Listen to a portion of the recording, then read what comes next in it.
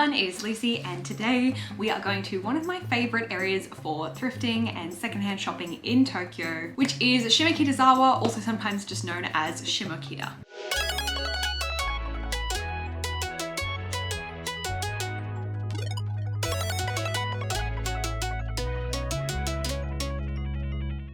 The first time I visited Shimokitazawa, I think I was maybe like 15. And at the time it was considered a very like hipster, like kind of trendy area. And I would say it's still considered like a trendy area, but it's just a lot more popular now. There's been a lot of developments, but it's still widely considered a really great place to go thrifting. Some people think it's a little bit overrated and overdone. I haven't been in a few years, so I'm not sure what it looks like now compared to the last time I went, but the last time I went I think was 2018 or 19, and it was still really fun and enjoyable then, so we'll see what it's like today.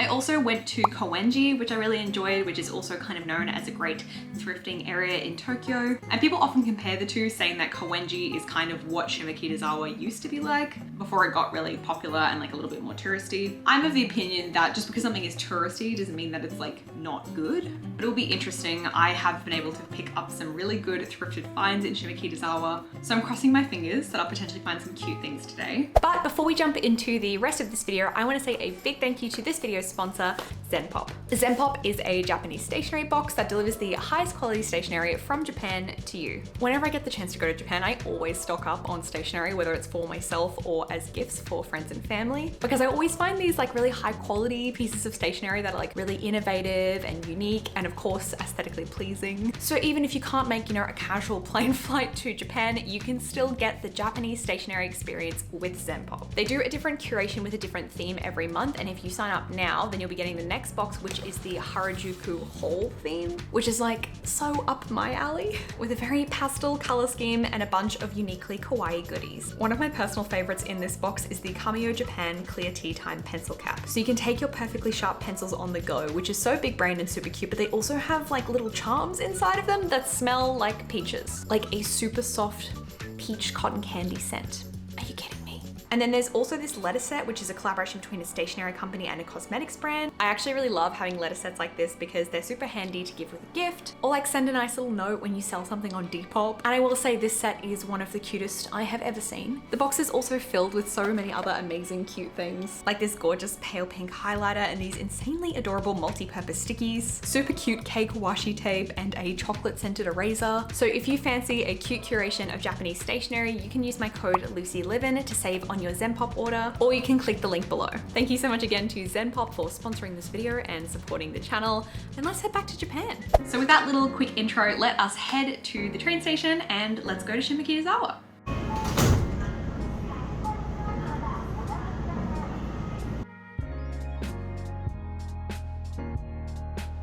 Oh my gosh, the sun is out in full force today, again.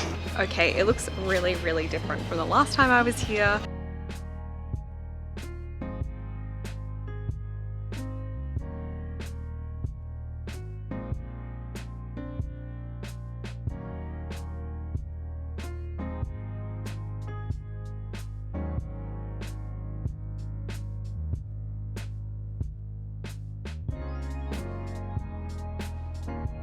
Shimokitazawa is one of the more well-known shopping areas for visitors to Tokyo and is often named as the first result when searching for best thrifting in Tokyo.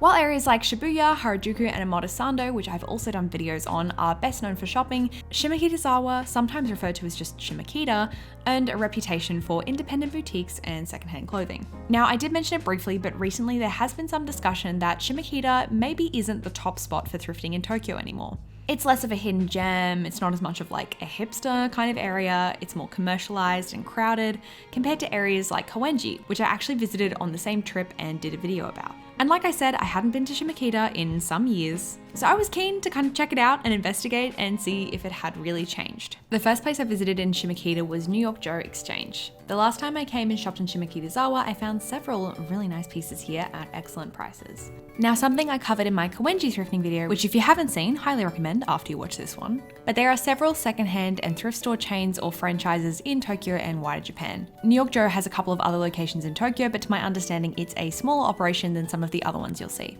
My favorite thing about New York Joe Exchange, other than the funky vibe, is the curation. The store is absolutely cram full of stuff, has a nice mix of items, a lot of like random, unbranded, nice quality vintage, as well as some branded pieces. But it's just like a little funkier and a bit more playful and to my taste than some of the other stores you'll see around Tokyo and across Japan. I feel the curation is very solid, in my opinion. It's common to see cute graphic pullovers and t-shirts in Japanese vintage stores, but they do have some cute ones here and lots of vintage windbreakers and knits as well. They also have a little selection of accessories and shoes, but not as wide as some other places. Something you'll find across thrift stores in Japan, but especially in Shimokita, is a lot of American or Americana type brands. So like Ralph Lauren, Tommy Hilfiger, Banana Republic. I did actually try on this Tommy Hilfiger dress, which was around $20 Australian, so like 13 US dollars, but sadly the fit was a little bit off. But it was in nice condition and well priced, and I personally think New York Joe Exchange, compared to some of the other stores we're about to visit, have pretty reasonable prices. Overall, it held up to my memory of the last time I visited.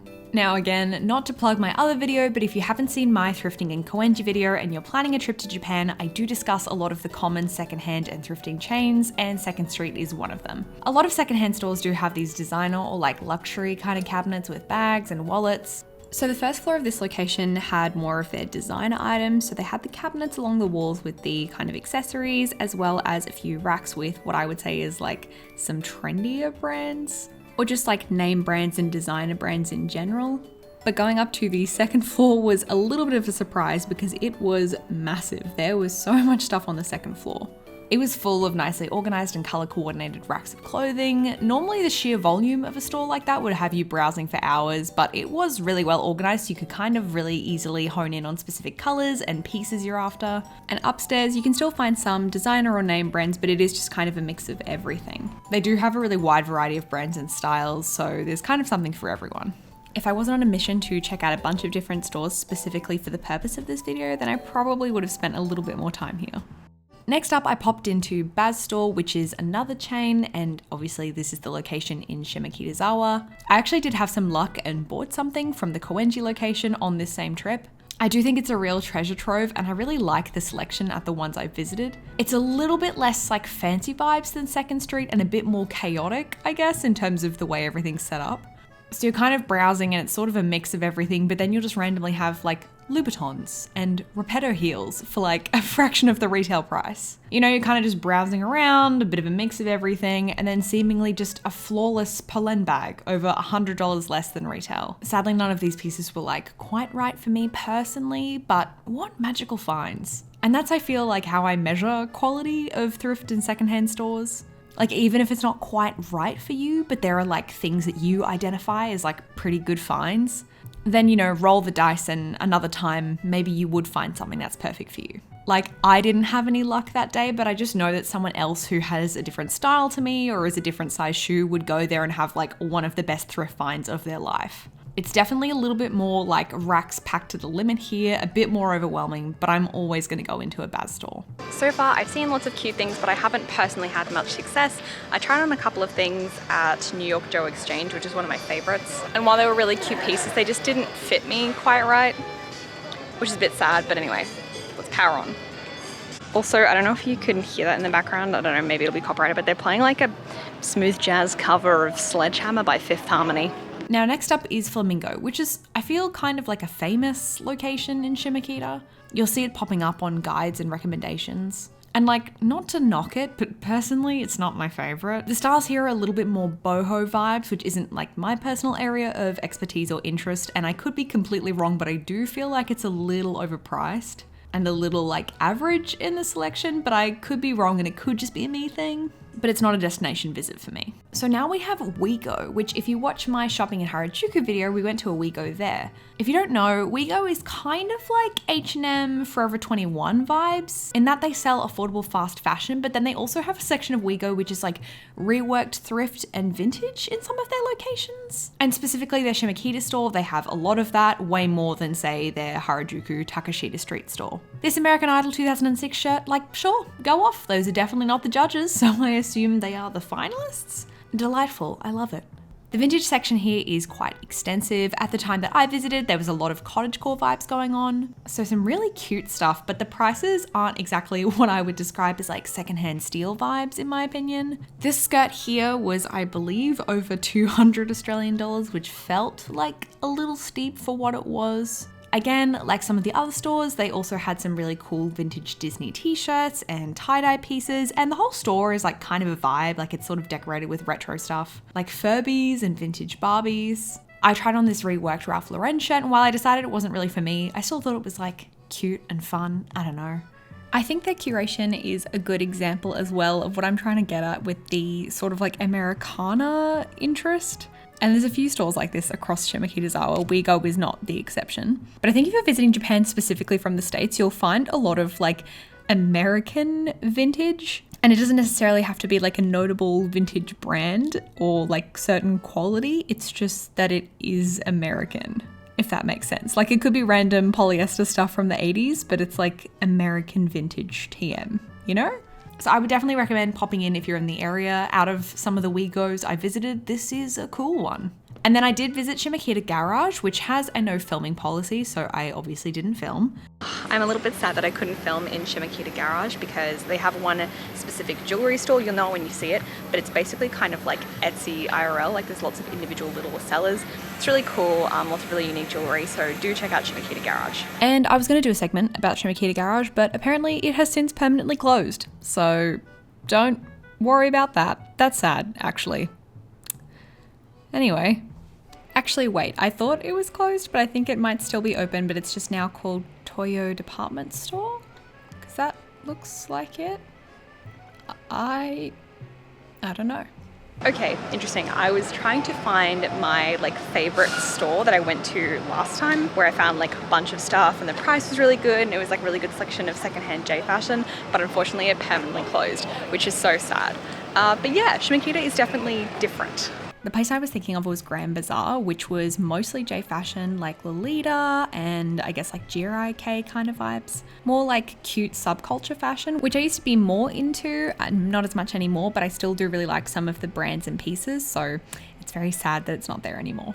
So, does Shimokitazawa have the best thrifting in Tokyo, and should you go? In my opinion, based on this trip where I spent about half a day thrifting in both Koenji and Shimokitazawa, I do think that if you could only fit one into the itinerary, I would more broadly recommend Koenji for secondhand, vintage, and thrift shopping specifically. I don't know if I would go so far as to say Shimokitazawa is overrated, but due to its popularity and reputation over the years, it does feel a little bit more expensive and a little bit more commercialized, I suppose. And while there are a handful of stores that I would recommend, like you saw in this video, I think if you're purely talking about, you know, getting good deals and enjoying that like thrift shopping experience, I think I do now prefer Koenji to Shimokitazawa. But it also kind of depends on what experience you're after and sort of what your fashion sense is. And I would, again, recommend checking out my other videos where I go shopping in Tokyo, just so you can see what would best suit your vibe. If I was really hunting for some quality secondhand, I don't think Shimokitazawa would be my top destination, but I feel like there's some cute brunch spots and cafes there, and I had an iced matcha latte in Shimokita on this trip, and it was like one of the best I've ever had, and I still think about it. So if you're not doing like serious shopping, but you kind of just want to like walk around and chill, like it does have a nice vibe. It's very enjoyable. It's like a fun vibe and area, and it's central and close to Shibuya, compared to Koenji, which is just slightly further away. Not really by much, but you know, it's a factor. But in saying that, Koenji is also really starting to pick up traction and become more popular with tourists. And I don't doubt that there are other like thrifting and secondhand shopping hotspots that I haven't been to yet, that I don't know about yet. So hopefully that is something I can explore on my next visit. I hope you enjoyed vicariously shopping through me and my camera in Shimokitazawa. And as always, thank you so much for watching, and I will see you in the next one.